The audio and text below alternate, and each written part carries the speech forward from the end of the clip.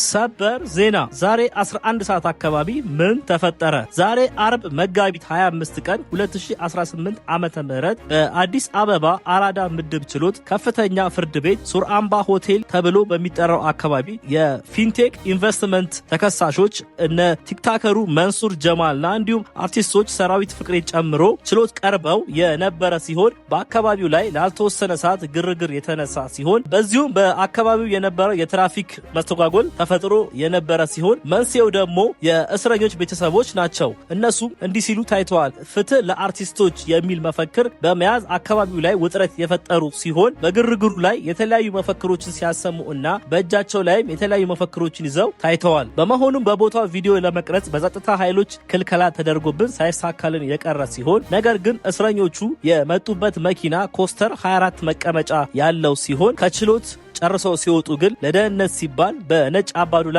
መኪና የሄዱ መሆኑ ታውቋል።